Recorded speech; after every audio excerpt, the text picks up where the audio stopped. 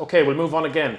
St Patrick's Thursday, where the main event is the Stayers Hurdle. What date is St Patrick's Thursday on this year? Oh, the 15th. Definitely not on St Patrick's Day, but that's what they call it anyway. Why do they do that? I mean, to sell more Guinness.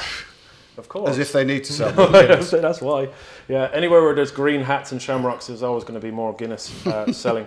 Okay, the Stayers Hurdle, Paisley Park, Emma Lavelle. He's won his last 4 hurdle races. He's been nothing but impressive, progressive.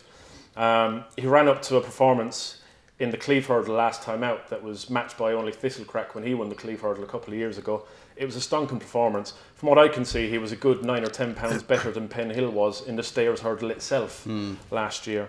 So Paisley Park is the rising force in the staying hurdle division. Can he be beaten? Probably not from what we've seen so far. I mean, I was quite impressed by his Haydock win earlier in the season because he came from off the pace. Not easy to do there. And then, of course, he's won the long walk at Ascot. He took the outside route that day where the better ground's been on the hurdles track at Ascot all season. I thought he might have been a shade flattered by that, and I was happy to take him on in the Cleeve. But he's absolutely slaughtered the opposition and made a fool of me. Everybody seemed to overrate that long walk a bit, or sorry, underrate that long walk a bit, didn't they? But what was interesting from the Cleeve and, of course, from the long walk was that each time Paisley Park was chased home by West Approach for Colin Tizard. Now, West Approach is a horse who has to go left-handed track. It has to go on left-handed tracks, and he didn't really. He struggled a little bit over fences because his jumping went to pot in big fields, but he ran okay over fences on his comeback earlier in the season, finishing 3rd of 16 at Cheltenham. But say since he's reverted to hurdles after finishing 5th in the Hennessy, or the Ladbroke Chase, I should say now. Ladbroke's Trophy. Ladbroke's Trophy. You won't be getting an invite, will you? Definitely not. But you know, 2 second places at 40 to 1 and 20 to 1 to Paisley Park. So if you rate that form and you really fancy Paisley Park, as a lot of people do, around about the 7 or 4 mark, then having a computer straight forecast with West Approach to finish 2nd to that one for the 3rd consecutive race, or backing West Approach each way or without the favourite, is the way I'd be playing this race. Yeah, I'm a fan of West Approach as well. He travels, he jumps, he does everything right. He's just not quite good enough to get his head in front, maybe, but you know, he'd be a big price. Others to note, obviously, we've got the likes of Super Sunday in there. He could go for the Champion Hurdle or for the Stayers. Sam Crow, if he gets there in one piece, we'd like to see him take his chance in the Stayers Hurdle, whether or not he has the overall profile of a winner. Faheen is likely to be there as well. What do you reckon, Sam? Yeah, well, first thought is that this also be odds on, wouldn't he, Paisley Park, if it got N. Henderson, G. Elliott or P. Nichols by his name. It's only because it's Emma Lavelle, less fashionable stable, that you can probably still get some 2 to 1 at the time of recording. So, I mean, he's ticked the Cheltenham box. He's hit the customary flat spot and absolutely power clear of a decent field in the Cleeve. I thought it was a tremendous performance, to be honest. Good time performance as well. So, I mean, everybody knows the level of that form, so we won't dwell on that too much, but he is very much the one that they've all got to beat. Obviously, Penn Hill, 12 months ago, we hadn't seen him for a year, and he jumped into the race as if, you know, he hadn't even been taking part for the first circuit, and was really suited by the way that the race was run. It was a run at a dawdle, bit of a crawl. It didn't go quick enough on Sam Spinner, and that helped him and Super Sunday, who were both speed horses that didn't have the guts pulled out of them. I wonder whether this might be a little bit more of a war of attrition this year round. And I think probably one at a price as well. I know he's got to improve and step up on what he achieved last time, but that's Black Op. Yeah. He just looked like an unfit horse at Cheltenham last time. It's a lovely title, isn't he? I mean, whether it's at Cheltenham or at Aintree, he will run one big race somewhere. Yeah, I just think he's just slowly coming to the ball. I think 12 to 14 to 1 each way for him. If there's a few firms offering 4 places, he's got loads of Cheltenham form. I wouldn't say he'd have the class to win a race of this nature, but if you're looking for an each way poke at a bigger price. I don't know how you guys feel about Paisley Park and his potential starting price. I mean, he's around about the 9 to 4 mark now. If the likes of Sam Crow, Faheen, Super Sunday, Penn Hill all line up, you know, you could. Well, the vibes are Sam Crow won't make it. Really? That seems to be the vibe. Is it? Yeah. I mean, I still can't see him going off much shorter than 7 to 4. Given that all the bookmakers are going to want to put him in the book in the morning. Well, the first 2 days will have a bearing, won't they? The first 2 days. If they can get a lot of favourites beaten in the first couple of days of the meeting, they'll probably try and stick it up Paisley Park here. But you know, I think he's very, very solid. I say, if he's trained by anybody else, he's near. Yeah, I agree. He'd be an even money shot if he was trained at any of the top yards. Okay, so that's it for the Stayers Hurdle. We shall move on to the main event of the whole week, which is, of course, the Magners Cheltenham Gold Cup over 3 miles 2 and 70 yards, worth 650 grand in prize money. And We've got 2 horses towards the top of the betting, presenting Percy, trained by Pat Kelly. We haven't seen much of this horse since he won the RSA. He's trading at around the 7-2 mark, and also the King George winner, Clan des Obeaux for Paul Nichols, is up there at around 7-2 as well.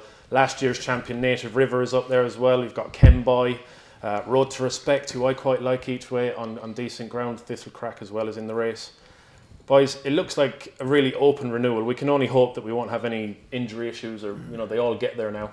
What do you guys make of the Gold Cup this year? It's pretty open looking as far as I can tricky. see. I was quite keen on Clan des Obeaux after the King George because I don't think he got the credit he deserved for that race. That's 4th place behind Bristol de Mai in the Betfair Chase was better than it looked because he was trying to come from off the pace on a track that was massively favouring frontrunners. And of course the 2 who made ground from the back that day, the 3rd and 4th, Thistlecrack and Clan des Obeaux, finished 1-2 in the King George.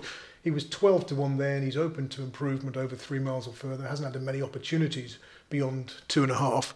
People crab his lack of Cheltenham form, but he's run well there. It's just over shorter trips. But a 4-1 now, I can leave him alone. Presenting Percy, having prepped over hurdles, wouldn't be for me. He did also take the wide route at Garum Park when winning last time out, where the better ground was. So I wouldn't get too carried away with that. And do you really want to back a horse in a Grade 1 championship event over fences who's prepped in a hurdle race? And at 3-1, it's not for me. Native River is going to need soft or heavy going, and we're not sure to get it. So he's 9-2, so I can leave him alone at this stage of proceedings.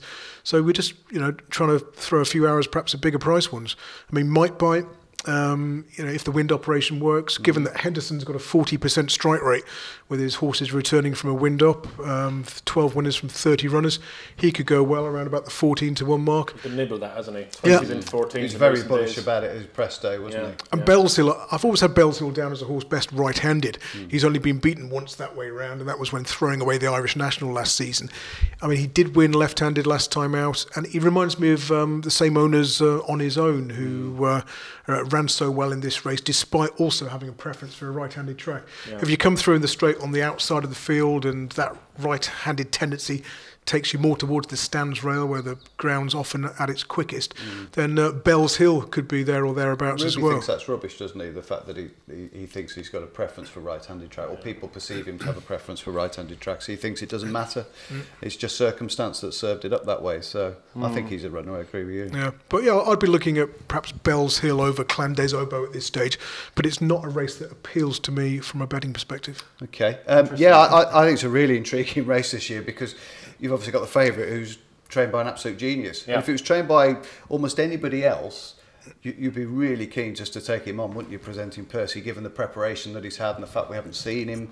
Well, I've seen him once, but very intermittently. He's 2 from 2 at the festival, though, and that just shows you that this guy is absolutely mercurial trainer who can get them ready for the big day. He's been around Cheltenham as well. He clocked a great time winning the RSA. He beat Monolith. It looks a strong renewal. I wouldn't have the concerns that perhaps 1 or 2 people have about him. That doesn't mean to say I'd tip him at 3-1, but I just think he's got class in abundance, this horse. And I wouldn't worry me that we haven't seen much of him. Clan des Obeaux, same as Andrew. I think he was a big, immature horse. Sean Bowen rode him one day at Newbury and got off him and said he was the best horse he's ever ridden when he was a young horse. And it's taken a bit of a time for him to realise that potential and actually vindicate the faith, but he's certainly doing that now. God, he's a great trainer of chasers, Paul Nichols. Unbelievable, just the way he just brings them along so gradually, yeah. And for him to peak in the King George the way he did was just brilliant. I've backed Road to Respect each way. It was a bit of a knee-jerk reaction to him being unlucky in the Savills Chase. Would his jumping worry you? Not really. I mean, he was 4th in the race last year in a bog. If it came up a bit more decent, I think he'd finish a bit closer. The 2 races he's run at in Ireland this year were both run at a bit of a crawl. I bet him at Leopardstown. I was a bit upset with disappointed with his technique. To be honest, I'm looking back on that bet now and thinking, and I'm a bit more keen on Thistlecrack, believe it or not. Right. I watched the King George again last night, and he was staying on strongly again at the finish. 11 years old, Gold Cup. Was that Clan des Obeaux pulling himself up, or was that Thistlecrack finishing? No, he himself was staying on. He was staying on strongly to the line. In his own right, and I could see him just travelling and jumping away, and I think maybe the extra trip might just help him at this age. It's a really open race, isn't it? Well, what I've looked at, I must admit, in the anti-post markets is Annabelle Fly, who was 3rd in the race last year, ran past Road to Respect, who, like you, I backed and tipped for the Gold Cup last year. I thought he ran a blinder behind Monolly the other day. I mean, I thought Monolly had put him away. Ground dependent though, and yeah, he would want cut, wouldn't he? I could see him finishing sort of third or fourth if he gets soft ground, and then end up being favourite for the Grand National. Yeah, well, he went in lane 8 all the way around, didn't he, at Aintree? But I just thought he showed a remarkable level of pace, really, behind Monolly last time. I thought Monolly had really destroyed that field, and either he hasn't quite run up to his best en route to the Ryanair, hopefully, or Annabelle Fly's just, he's not an old horse. He could just be improving a little bit at the moment. Yeah, possibly. We haven't mentioned the champion, Native River. Yeah, we did touch on the preference for soft ground. Yeah. And, if it came up soft or heavy, you'd think 9-2 was a fair price. I thought it was a great run in the King George. I've never been the biggest fan of the horse, if I'm honest. No, he certainly needs to go left-handed, doesn't he? Yeah, and Richard Johnson. Those two aspects of the making of him. As I say, I was a bit lukewarm about him, really, which is wrong because he's a grand old stayer. But I thought he ran really well in the King George. To finish as close as he did, having been out of his comfort zone for virtually the entire race, thought it was a tremendous performance. So if I had to pin you down to one, Annabelle Fly, you were saying each way maybe on the day? If it was soft, I would definitely go Native River because he's just been there and done it. But I'm really fearful of presenting Percy. I do think he could be a machine. Yeah, he could be just a machine. Yeah, Bells Hill, maybe a sporting interest on Might Bite in the hope the wind up works. Yeah, it'll kill me a bit if Might Bite goes and wins it. But I have to stick to my Road to Respect bet, and I might top up on Thistlecrack a little bit closer to the time. We've named virtually every horse. Yeah, pretty much, but it's just that type of year. Yeah. It's nice and open, isn't it? Kenboy, we never mentioned Kenboy. We didn't mention Kenboy, of course, who showed a brilliant turn of foot to win the Savills Chase over Christmas. Should we mention the Ryanair quickly? Why not? Have a little mention of it. We've got the likes of Min and Monolly are up there at 5-1 apiece. We'll finish off this. We've done the 4 championship races now, so the Ryanair is kind of in that middle ground between not being a championship race, but it kind of is all the same. Willie Mullins holds the stranglehold on the race, doesn't he? With Min, Undersow, foot pad. He's the kingmaker, really. Who's going to end up in the race? You'd think the aforementioned Monolly definitely would. Currently a best price 4-1 shot front runner.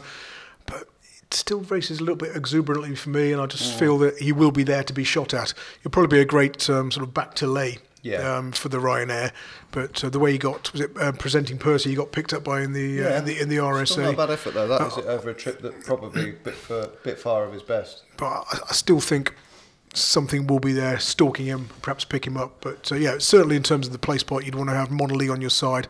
But I just think he'll find one to beat him. Which is the one then? Frodon possibly. Yeah. For Nichols. That, not the Gold Cup then. Yeah, I'd even throw a few quid at ASO for Venetia Williams if the like field him. cut up badly.